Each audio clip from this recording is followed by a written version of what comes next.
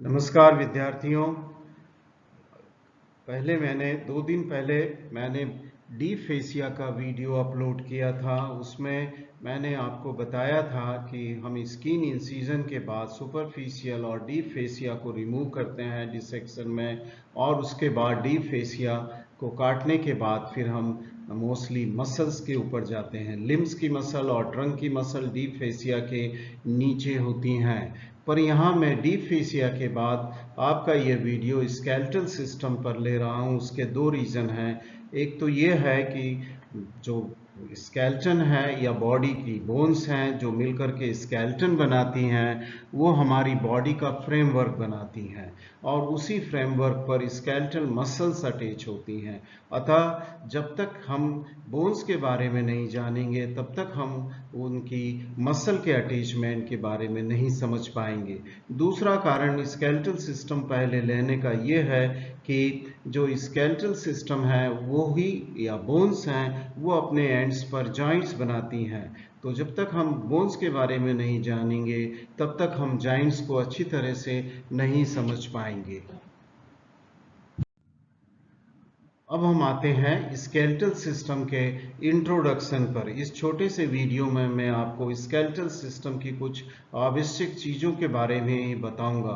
Skeletal system consist of bones and cartilage. इसका मतलब ये होता है कि हमारी बॉडी का जो स्केलेटल सिस्टम है, अस्थि पंजर का जो सिस्टम है, वो बोन्स और कार्टिलेजेस से बना होता है। बोन्स उसमें मुख्यतः पार्ट होती हैं, अधिक से अधिक उसमें बोन होती हैं। कार्टिलेज बहुत ही कम मात्रा में होती हैं, जो कि हमारे बॉडी के स्केलेटन को बनाती हैं। सो हमारा जो स्केलेटन सिस्टम है जो कि बोन्स और कार्टिलेज से बना हुआ है, वो बॉडी का एक सपोर्टिंग सिस्टम बनाता है। अब हम स्केलेटल सिस्टम के कुछ फंक्शंस के ऊपर आए, जिससे कि आगे जो मैं बताऊंगा वो इंटरेस्टिंग आपको लगेगा। अगर हम फंक्शन देखें स्केलेटल सिस्टम के, तो पहला फंक्शन है कि वो शेप ऑफ द बॉडी, या इसका मतलब ये हुआ कि वो बॉडी का शेप बनाता है। जैसे मैंने कहा कि बॉडी का अस्थि पंजर जो है वो बॉडी के फ्रेमवर्क को बनाएगा। आप एक एनिमल और एक ह्यूमन बीइंग में कैसे डिफ्रेंशिएट करते हो, उसके स्केलेटल फ्रेमवर्क के आधार पर ही डिफ्रेंशिएट करते हो। तो ये हमारी बॉडी का फ्रेमवर्क बनाता है। दूसरा फंक्शन है, बॉडी के कुछ वाइटल ऑर्गन्स को वो प्रोटेक्ट करता है, क्योंकि बोन्स काफ़ी स्ट्रांग होती हैं। ओके, वो जैसे कि हमारे स्कल में खोपड़ी की बोन के अंदर ब्रेन सुरक्षित है, उसी तरह हमारे चेस्ट में या थोरेसिक रीजन में लंग और हार्ट थोरेसिक केज में सुरक्षित रहता है। तीसरा फंक्शन जो हम आएंगे स्केलेटल सिस्टम पे, वो है मूवमेंट। जैसा कि मैंने कहा कि स्केलेटल मसल बोन्स पे अटैच होती हैं, और उनके कॉन्ट्रैक्शन के कारण मसल पुल होती है और मूवमेंट्स जॉइंट के ऊपर होते हैं। इसलिए हमारी स्केलेटल सिस्टम जॉइंट और मसल के साथ मिलकर के बॉडी के मूवमेंट, चलना फिरना, दौड़ना कूदना, बैठना, ये सारे मूवमेंट्स को करती है। अगला जो है फंक्शन वो है स्टोरेज ऑफ मिनरल। क्योंकि हमारी अब जो बोन्स हैं वो काफ़ी हार्ड होती हैं, और हार्ड इसलिए होती हैं कि उन पर बहुत ज़्यादा मात्रा के अंदर कैल्शियम का डिपॉजिशन होता है। उसके सिवा दूसरे ट्रेस एलिमेंट भी डिपॉजिट होते हैं, इसलिए हम बोन्स को स्टोर हाउस बोलते हैं मिनरल्स का। ब्लड में जब भी इन मिनरल्स की ज़रूरत होती है तब वो बोन से जाते हैं, और जब ब्लड लेवल इन मिनरल्स का ज़्यादा होता है तो वहाँ से वो वापस बोन में डिपॉजिट हो सकते हैं। उसी तरह बोन जो है हमारी, उसके अंदर एक कैविटी होती है जिसे हम बोन मैरो कैविटी बोलते हैं, और इस बोन मैरो कैविटी में बोन मैरो भरा होता है, और ये बोन मैरो जो है वो बोन के सेल्स को, white blood cells, red blood cell और प्लेटलेट्स को बनाता है। अंतिम फंक्शन अगर हम स्केलेटल सिस्टम का देखें तो वो स्टोरेज ऑफ एडिपोज टिश्यू भी है। जैसा कि मैंने अभी कहा कि बोन मैरो होती है कैविटीज के अंदर, बोन्स के अंदर, तो ये जो बोन मैरो होती है ये मुख्यतः फैट की बनी होती है, जिनको हम एडिपोज टिश्यू भी बोलते हैं। और शुरू में जब बच्चा पैदा होता है, फीटल के बाद जब वो न्यूबॉर्न होता है, तब उसकी बोन मैरो रेड होती है, पर धीरे धीरे एज के साथ बोन मैरो का जो सेंट्रल पोर्शन है वो येलो होता है, अर्थात वहाँ पर फैट डिपॉजिशन होने लगता है। इस कारण हम कह सकते हैं कि बोन के अंदर एक फैट डिपॉजिशन भी होता है। इस शार्ट में मैंने ये सारे फंक्शन आपको स्केलेटल सिस्टम के बता दिए हैं। अब हम अगर स्केलेटल सिस्टम को देखें और उसके पार्ट्स को देखें तो जैसा कि साइड वाले डायग्राम में बताया गया है, स्केलेटल सिस्टम के दो पार्ट हम कर सकते हैं, एक एक्सियल स्केलेटन और दूसरा अपेंडिकुलर स्केलेटन। एक्सियल स्केलेटन का मतलब वो होता है कि स्केलेटन की वो बोन्स, हमारे शरीर की बोन्स में वो पोर्शंस जो कि सेंट्रल लाइन के आसपास होती हैं, सेंट्रल एक्सिस जिसको हमने मीडियन प्लेन पढ़ा है, उस मीडियन प्लेन के आसपास की जो बोन हैं उन्हें हम एक्सियल स्केलेटन की ग्रुप में रखते हैं। जैसे कि ये स्कल है, यहाँ पर मैं पॉइंटर लगाऊंगा अभी, वहाँ पर आपको जस्ट ए मिनट मुझे पॉइंटर ले आने दीजिए। ये जो पॉइंटर है वो अभी एक्सियल स्केलेटन के ऊपर जाएगा। ये स्कल बोन है, ये एक एक्सियल स्केलेटन का पार्ट है। वर्टिब्रल कॉलम एक्सियल स्केलेटन का है क्योंकि ये मीडियन प्लेन के ऊपर है, या सेंट्रल एक्सिस पे है। उसी तरह कुछ बोन जैसे कि स्टर्नम और रिब्स जो कि थोरेसिक केज बनाती हैं, ये भी सब हम एक्सियल स्केलेटन के अंतर्गत आती हैं। जैसा कि मैंने बोला, स्कल, वर्टिब्रे, सैक्रम, सैक्रम ये हिप बोन्स के बीच का पोर्शन है, उसको हम सैक्रम बोलते हैं। एक बोन गले में होती है जो इसमें नहीं बताई है, उसका नाम हाइड बोन है। स्टर्नम और रिब्स ये सारी की सारी एक्सियल स्केलेटन के अंतर्गत आती हैं। दूसरे टाइप का जो स्केलेटन है उसको हम अपेंडिकुलर स्केलेटन बोलते हैं। अपेंडिकुलर स्केलेटन हमारे लिम्स में होता है, जैसे कि अपर लिम्ब और लोअर लिम्ब। तो अपर लिम्ब और लोअर लिम्ब की जो भी बोन्स हैं वो सब अपेंडिकुलर स्केलेटन में आएंगे। इस जगह आप याद रखिए कि क्लेविकल और स्केपुला और यहाँ पर लोअर लिम्ब के पास जो कि हिप बोन्स हैं, ये भी अपेंडिकुलर स्केलेटन का पार्ट होते हैं, जिन्हें हम पेक्टोरल और पेल्विक गर्डल भी कहते हैं।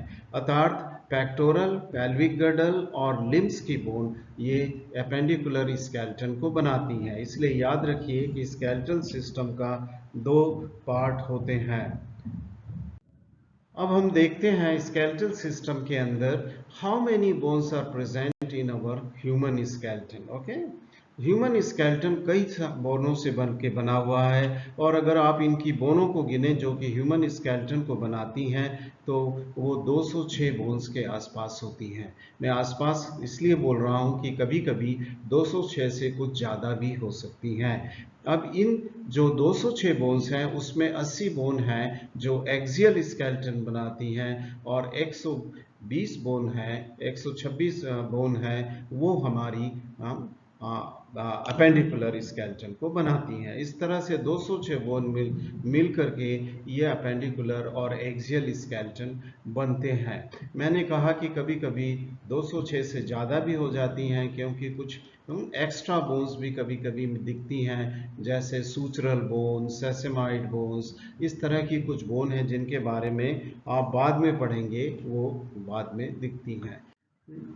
अब हम इस पर आते हैं कि आपकी जो कोई एक एडल्ट लॉन्ग बोन ले लें, क्योंकि लिम्स के अंदर हमारी लॉन्ग बोन्स होती हैं, आर्म में, फोर आर्म में, थाई में, लेग में।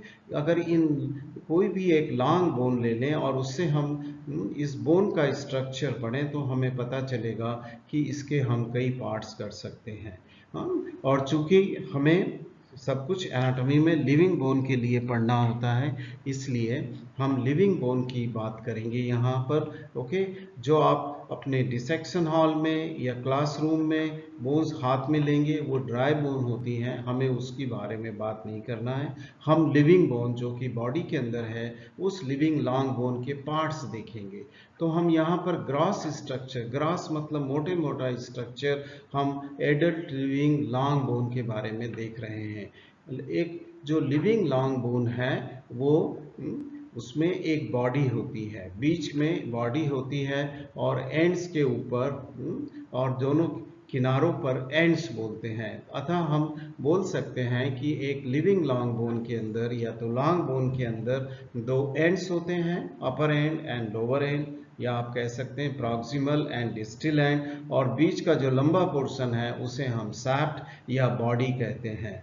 अब जो एंड्स को अगर आप देखें, ये जैसे कि अपर एंड या प्रॉक्सिमल एंड है, टीबिया बोन है ये, और दूसरा डिस्टल एंड या लोअर एंड है, वो हमेशा बॉडी के कंपैरिजन में काफ़ी एक्सपांडेड या मोटे नॉबी होते हैं, मोटे होते हैं, क्योंकि उन्हें जॉइंट बनाना होता है किसी दूसरी बोन के कांटेक्ट में आकर के। इन एंड्स को हम कभी कभी इपीफाइसिस भी बोलते हैं। अभी आप इपीफाइसिस का मतलब बराबर से नहीं समझ पाएंगे, क्योंकि मैं इसे बाद में बताऊंगा। तो सिर्फ इतना याद रखिए कि एंड्स को हम कभी कभी इपीफाइसिस भी बोल सकते हैं। अगर आप बॉडी पर आए तो बॉडी सिलिंड्रिकल होती है और दो एंड्स के बीच में रहती है।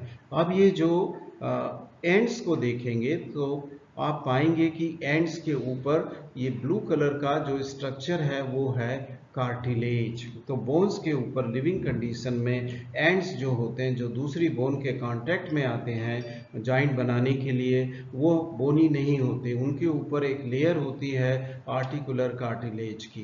तो इन्हें हम आर्टिकुलर कार्टिलेज से एंड्स कवर होते हैं। इसलिए जब मैंने पहली स्लाइड में बोला था कि स्केलेटन दो चीज़ों से बनते हैं, बोन्स और कार्टिलेज, तो ये कार्टिलेज होती है। बोन मुख्यतः पार्ट लेती है स्केलेटन बनाने में, और कार्टिलेज में एंड्स पे मोस्टली कार्टिलेज एंड्स और रिब के एंटी एंड पर होती है।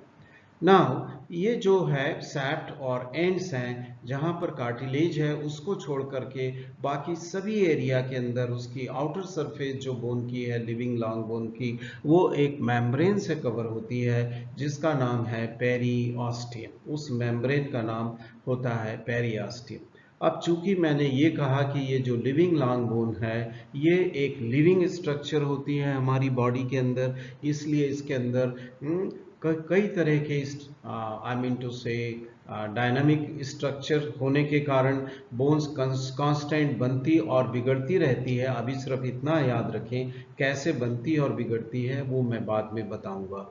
अब इस चूंकि ये लिविंग है इसलिए इसको ब्लड की सप्लाई की जरूरत होती है जो कि ऑक्सीजन और न्यूट्रिशन देगा, और इसी तरह से इसको इसकी जो मेटाबोलाइट्स एक्टिविटीज़ हैं उसके कारण वीनस ड्रेन, तो ये इस बोन्स के अंदर तमाम सारे blood vessels that is artery और वेन्स होते हैं जो एंड्स पे घुसते हैं। उसी तरह से एक सेंटर में फोरामिना होता है, एक या दो, जिसमें से भी जो मेन आर्टरी है वो घुसती है।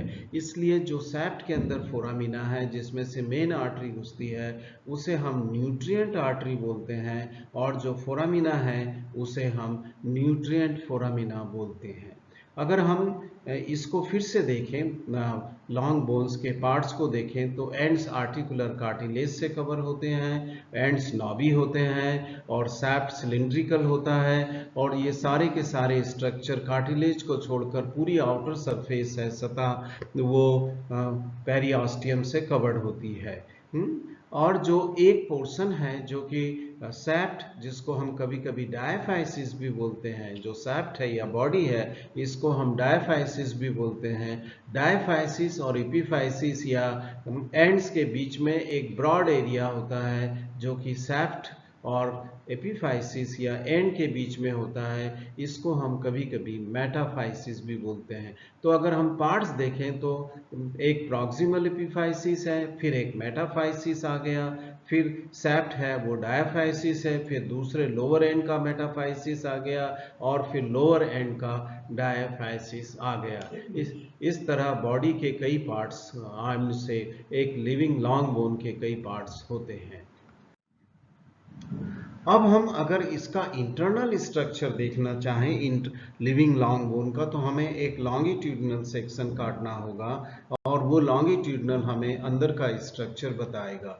जैसे कि इस चित्र में दिखाया गया है कि लॉन्गिट्यूडिनल सेक्शन में ये जो एंड है, एपिफाइसिस है, उसका जो मेन पोर्शन है अंदर का, वो एक तरह की स्पॉन्जी बोन से बना है जिसमें बहुत सारे स्पेसेस होते हैं। इस बोन को हम स्पॉन्जी बोन कहते हैं क्योंकि ये स्पंज जैसा होता है, इसलिए एपिफाइसिस स्पॉन्जी बोन से बना है। अगर हम सैफ्ट की बोन देखें तो उसमें अंदर एक कैविटी मिलेगी और कैविटी फिर कॉम्पैक्ट बोन से सराउंडेड होती है जो कि डायाफाइसिस में है और मेटाफाइसिस में है। इस तो दूसरे तरह की बोन जहां कोई स्पेस आंख से नहीं दिख सकते, ये जहां मैं अपना पॉइंटर घुमा रहा हूं, इसको बोलते हैं कॉम्पैक्ट बोन। तो सैफ्ट जो और मेटाफाइसिस वो कॉम्पैक्ट बोन से बने हुए होते हैं और एंड्स के ऊपर जहां पर ये स्पेसेस हैं वो छोटे छोटे बोनी ट्रेबेकुली प्लेट्स, ओके, और कर्व प्लेट के आपस में मिलने से बनते हैं जिसमें बहुत सारा स्पेस होता है। इसको हम स्पॉन्जी। तो अब ये कह सकते हैं कि एक लिविंग लॉन्ग बोन दो तरह की बोन से बनी है। एंड्स पे वो स्पॉन्जी बोन से बनी है और उसका सैफ्ट और मेटाफाइसिस, दैट इज डायाफाइसिस और मेटाफाइसिस है, वो कॉम्पैक्ट बोन से बना है। वो सिलिंड्रिकल होता है और अंदर एक स्पेस होता है जिसे हम मैरो स्पेस बोलते हैं या मैरो कैविटी बोलते हैं। उसी तरह ये एंड्स के ऊपर आप देख रहे हैं ब्लू कलर का आर्टिकुलर कार्टिलेज है। आर्टिकुलर कार्टिलेज की मार्जिन से ये जो डैश लाइन चल रही है इसका नाम पेरिऑस्टियम है। जैसा मैंने बताया कि सरफेस पेरिऑस्टियम से कवर्ड है, उसी तरह एक अंडर डैश लाइन आपको यहाँ दिख रही जो कि मैरो कैविटी को कवर कर रही है, ये है एंडोस्टियम। तो दोनों तरफ, दोनों सरफेसेस, अंदर की सरफेस जो कैविटी की सरफेस है मैरो कैविटी की, वो एंडोस्टियम से कवर होती है और बाहर की है वो एक थिक मेम्ब्रेनस स्ट्रक्चर पेरिऑस्टियम से कवर होती है। एंडोस्टियम बहुत थिन होती है और उसमें जो सेल होते हैं वो ऑस्टियोप्रोजेनेटर सेल कहलाते हैं जो कि जरूरत पड़ने पर बोन फॉर्मेशन का काम करते हैं। इस तरह आपने स्केलेटल सिस्टम के अंदर जो लिविंग लॉन्ग बोन है उसका बाहरी और आंतरिक स्ट्रक्चर देख लिया है। अब अगर हम थोड़ा सा और डिटेल में जाएं तो मैं बताऊंगा कि एक लिविंग लॉन्ग बोन कंसिस्ट जो काहे से बनती है, सैप्ट से, जिसे हमने क्या बोला, डायाफिसिस। उसके जो एंड्स जो कि एपिफाइसिस या हेड से मिलते हैं या आई मीन टू से अपर एंड या लोअर एंड से मिलते हैं, उस पोर्शन को हम मेटाफाइसिस बोलते हैं।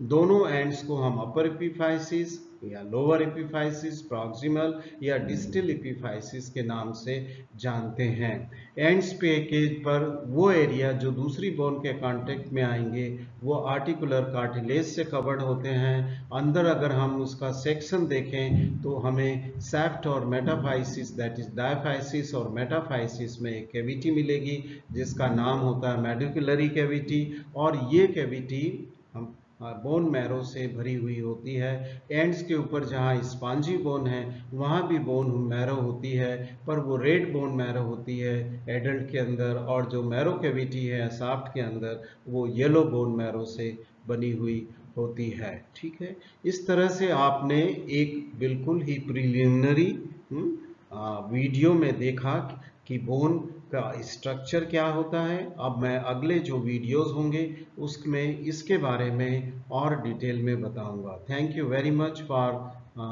Just watching this.